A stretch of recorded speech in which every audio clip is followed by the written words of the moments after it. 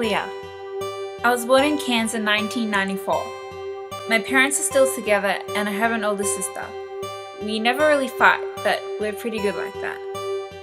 I was always a little crazy girl with a wild imagination. You could count on me to make up some sort of ridiculous story. I don't really remember having many girlfriends when I was littler. I always found boys more fun to hang around. We would bash each other up and climb trees and all that kind of fun stuff. So yeah, I guess you could say that my life and my family were somewhat like your everyday Australian family. Well, from the outside anyway. Despite my normal upbringing, I soon learned at a very young age that life had many flaws and was oftentimes unfair. When I was only really little, I was abused by a close family friend, and at the time I had no idea what had happened, but it didn't take long for the feelings of confusion and brokenness and rejection just to sink in. But who could I go and tell? Who would believe a little 6-year-old drama queen anyway? Ever since that incident as a little girl, I struggled with trusting people and especially with making good friends. However, this was just the very start of the many things that I would struggle with later on in the future.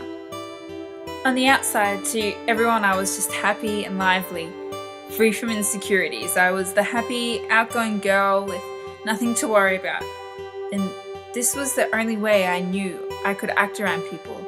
I was everyone's friend and was constantly going out to spend time with them. I guess this was just a pretty good distraction from the pain I felt inside.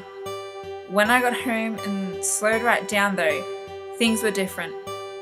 I lacked energy and motivation, but I especially lacked happiness and just that desire I want to live.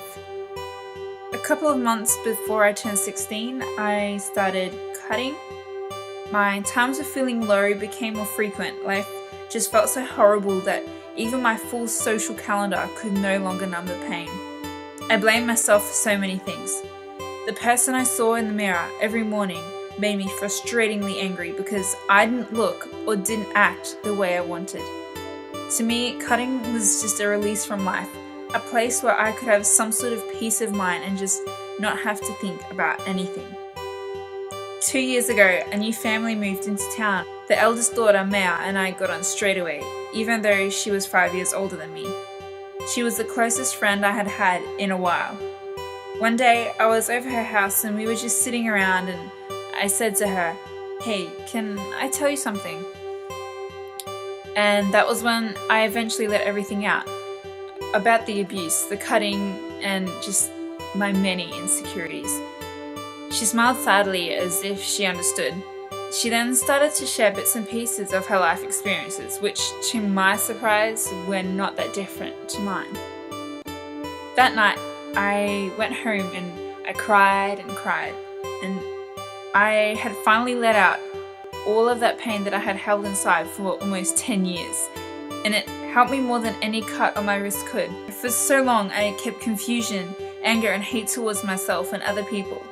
I think that sometimes we forget that we're only human, that we're bound to make mistakes, and that it's okay to regret them. But we need to be able to forgive ourselves and others and leave it behind in the past.